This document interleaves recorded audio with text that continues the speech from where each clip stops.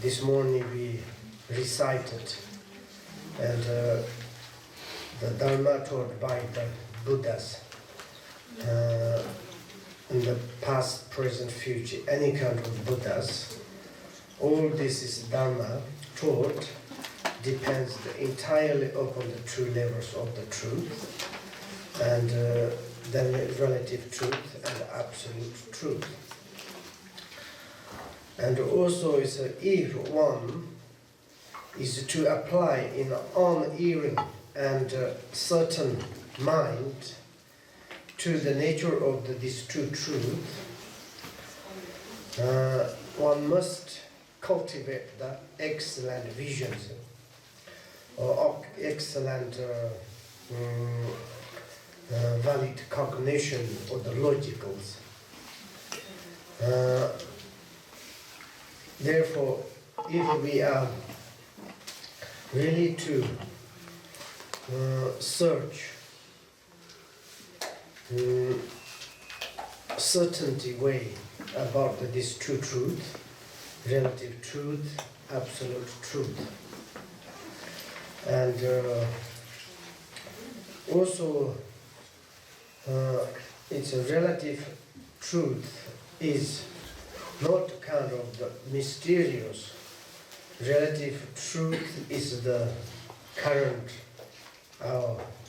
realities, and the object of the five desirables, the subject of the five cognitives or the faculties, and this subject object and how it is occur, how it is to be related to the between subject object, and the subject of the five cognitives received some five object of the desirables, but how it is received, and this outer, the object of the appearances really is like the movement of inner these five faculties, the five subject of the cognitive,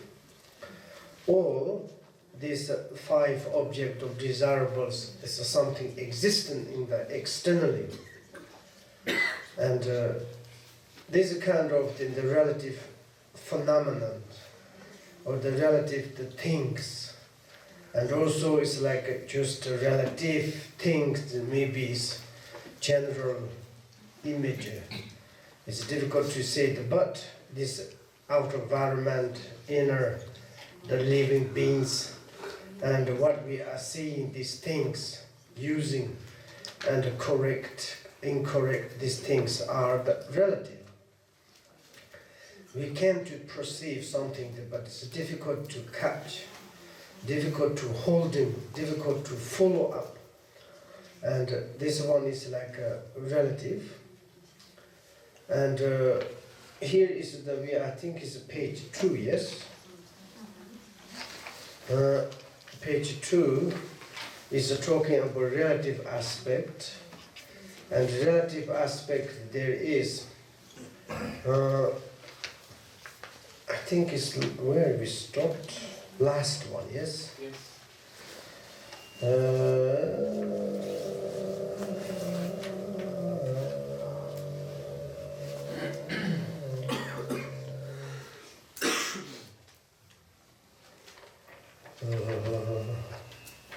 Okay, which paragraph we stopped?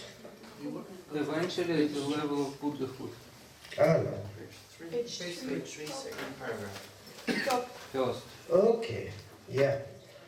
The relative truth itself has correct relative truth, incorrect relative truth. And the incorrect relative truth, just kind of the first beginners. And also later is coming to this one is like they have appearances and also they have clinging, grasping, both. And that is the incorrect relative truth. Why you say the incorrect relative truth? Because they think it's like a relative, this reality is substantially or something is existence. And like a kind of, we can say universal, this earth is quite heavy, big, huge. Also maybe think, surely I'm not existent, but out of environment, earth is existence. Or I maybe is not existent, but inner sentient beings countless, there's numerous, and there may be existence. I'm not existent, but this mountain is big, this jungle is so thick, and the ocean is so deep, and these things are surely there's existence. But it's like when we analyze the certain tiny particles is not existence, and then this one we can to apply to the big set, very big atom, particle or atom of the universal. It's atom. There's you big or not. So compare the universe, compare the in the space. Like our this word is just one particle, small particle, and each picosecond is changing. And whatever living into these beings, there are the, for our perspective, there is a countless. We think we are very big, large, but some in the perspective is we are just really nano, very tiny. I think it's macroscopic, big. For example, some aliens searching for the humans, difficult to find because so small. But for our perspective, we think we are very big, I'm large. Like this, for example, if we can to say it's like one particles, on the one particles, there are countless, like kind of the field or the word is existence. One particle. We can to take example one cell in the our particles. This inside all universals there is. It's inconceivable tinyness. But this tinyness, middle, big, are not different. It's a big like universal. It's only particles. There's like kind of the many particles, it's ones, and small. Like this, everything's. There's ordinary like people, ordinary beings, things, no, this is big, maybe heavy, and maybe something is like millions years to like living it is, for example, beginning, how is it become like this? Then it's beginning is like 20 millions, 40 billions years ago, our world is like a cover over snow, then melt. Then it starts, look, it's even the time. This is like kind of the hour like countancy of the years. Maybe it's like some in the other planets. The 40 billion years are maybe some other countries, maybe 1 days. And just this, our own calculations is like this. For example, some insect, they born in the morning, and then the afternoon they are become old, in the evening they die. They say, oh, my life is maybe 100 million years I lived. For our perspective, just 1 day. And therefore, time is not really, is like certainties. And this perspective also, normally the general beginner peoples, they think, oh look, quoting the times is like, looks like existence. This is not really truth, incorrect. And also is the inner solar systems, like the sun and the moon, the earth, is like these things are so huge, big. And then those are the surely the existence, not at all. There each picosecond or nanosecond is changing everything. There's nothing kind of carrying, continue, permanently going on, something's not existence. And but they ordinary people, they think it's like permanent. And then quoting that, then it's like my life, my belonging, my relative, my country, and my body, my verb, my mind. Everything looks like existence. I want, then it's the clinging and like kind of grasping. And increase these things, and then there are such disturbing emotions coming. This kind of wrong concerning, we say improper conceptual activities, like conceptual thoughts. This is incorrect relative. Because it's Buddha, he said it is relative, but it's the truth. When we be in the relative, those are the truths. For example, this morning we say it's like this medicine insulin. In the relative, it helps true that to diminish a little bit sugar. Any kind of medicines, it works. When we eat, it's a benefit for the stomach. When we thirst, when we drink water, also it helps. It is a kind of the relative functional, relative productive way is like this. But this appearance is to believe something is truly existent, or there's something self-entities, or the substantially existent something, then it's wrong. This is incorrect. Correct the relative things. Oh yeah, I can do, according to my 5, the subject cognitives received the 5 object of desirable, but it doesn't matter if there is the subject is a receiver or the object of the which is to be received. They are there, but everything is kind of illusion, like a dream, hallucination, and like kind of the really is like a relative and transitarians. And then you have appearances, but there's not much clinging. And like this one is we can consider more correct. For example, Bodhisattvas to reach in the first bhumi, on the path of the seeing, and then it's like they have this, the appearances, but they're no clinging, no kind of grasping, and like this. And then there's process, go up and up, like a kind of more to analyze, more to check. Then it's like what is the appearances? Appearances is the appearance, that there's nothing substantially existence.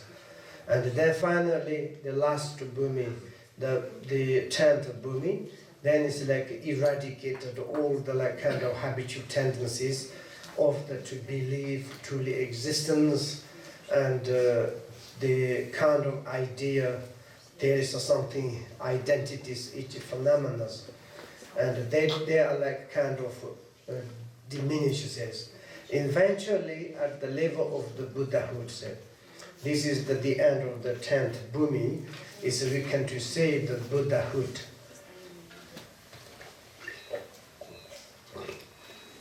And Buddhahood means someone's realized that the principal mind, principal body, principal verb, and the natural disposition of the Buddha nature, you realize that, then you become the Buddhahood. And after there is a continuation, after there is expressions. Your natural disposition is all the time there's the kind of without moving, without expression. There is expressions here. And this expression is, we can to say, is enlightened expressions. And there are. It's like, then is Buddhahood means it's like kind of happyhood or happy life. And there's a kind of all the complication of the confusions and the like emotional feelings, graspings and clingings. All these things there's no existence. Whatever appear, whatever occur in the front of the principal minds, everything is like kind of the just the expression of this principal minds. You don't need to reject, you don't need to accept, just to be the great equanimity way. And there's no like kind of activities, but doing nothing, done everything. Like this, the level of the Buddhahood, when these habitual tendencies have been completely eradicated, then there's no anymore, it's like a kind of the habitual tendencies, belief, identities for the self and phenomena, beliefs or something phenomena truly existence or substantially existence, and wrong ideas, things that disappeared. everything is realized in the correct way, and that means it's like eradicated any wrong ideas. There are the no dualistic, that's all. This is the really is the very important. There's no dualistic perceptions, object or subject. And like a kind of, we can take example of the oceans here. Ocean itself has a lot of wave, small, big, middle, but this wave is like suddenly disappeared into the ocean. Wave is there is something is becomes different than the ocean, nothing existence, because the wave is the expression of the ocean, and the wave is the dualistic perception of the ocean. And therefore, is whatever we have, the subject, object, the appearances, these confusions, that is like kind of the dualistic perceptions, and whatever soever, and then it's like kind of disappear. There's nothing coming. One is remaining exclusively in the ultimate spheres, beyond any conceptual elaborations. That is the main point. Is ultimate spheres, the unification of the true truth, relative truth, and absolute truth. And that is like the go beyond any conceptual elaboration. Conceptual elaboration means maybe that is the samsara, maybe that is the nirvana, maybe that is positive, maybe that is the negative. This is good, this is bad. This kind of conceptual elaboration. Maybe it is existent, maybe it's not existent, maybe neither or either something. This kind of, there's so many different conceptual elaborations, completely is eradicated in that moment. There's just a single pointedness and the single tested. There's a single unification of the true truth. And that is the free from any conceptual elaborations. That's all. Then is the clinging to the ordinary world, and both the outer environment and the being within it as the real is the incorrect relatives. And this is like kind of repeated again. It is like to say, now how we can really to concern. It's like this is ordinary words, ordinary persons, ordinary. When we are like ordinary perspective, ordinary outer environment, ordinary inner sentient beings. For example, ordinary environment and first to how to like kind of appear in this world. And then it's slowly to develop and contaminatedly. And then finally also it disappeared. You know, it's like a big, this kind of ordinary, contaminated, kind of the like incorrected, like a kind of this world, outer world, inner world, the sentient beings between ourselves and the relative, and all these things are that, and to how to say outer. The environment and the being within it as the real in the incorrect relatives. And those entities of in the ordinary world, inner belonging, and everything, maybe we can to say it's like only like family, country, everything. If we have such a kind of the clingings, and it's like a kind of to believe that truly exists or something, and then this is like a really incorrect relative truth. And the antidote to this, such as visualizing everyone as the pure deities, and the environment as the pure mandala palace, while at the same time considering them to be a mere illusion. This is the correct relative. We already say that incorrect relative truth and the correct relative truth. When we is in the relative truth, of course, we have such habitual tendencies that is the believed this ordinary word is a truly existence, and also substantial existence.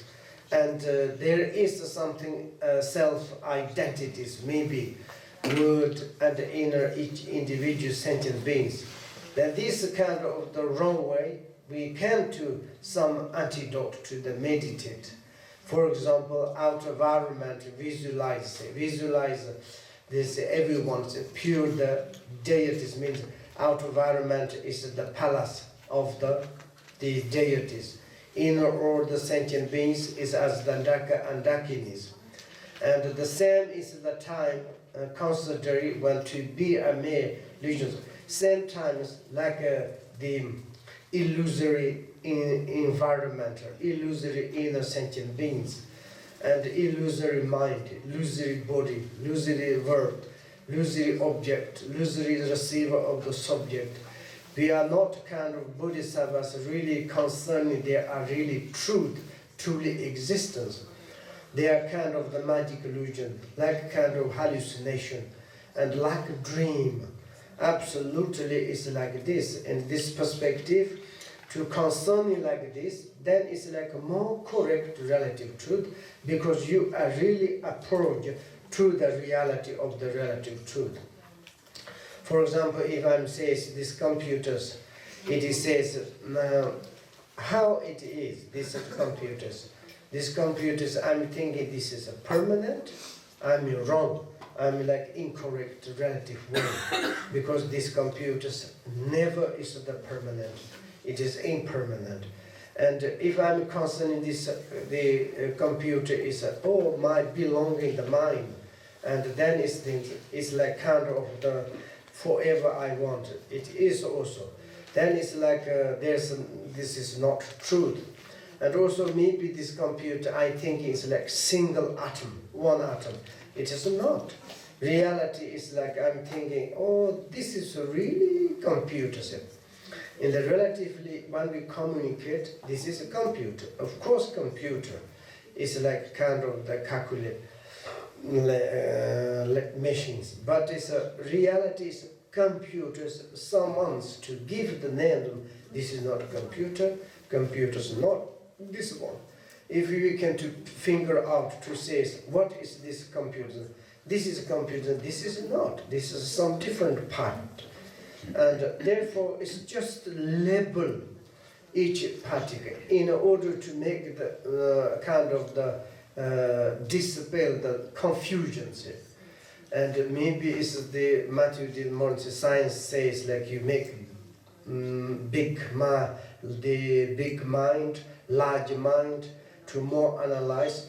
This means it's like to order the dispel the darkness. And that darkness means it's like kind of the each atom, each particles, each phenomena. If we don't give name, if we don't give label, then we have very much confusion. And we can to say it's like, can you bring this? What? Can you bring this one? If someone to say it's to like this, bring me this, bring this. What you need? We need to label and to say it's like this. And therefore it's like this is labors. Okay, Lord Zava. Yeah.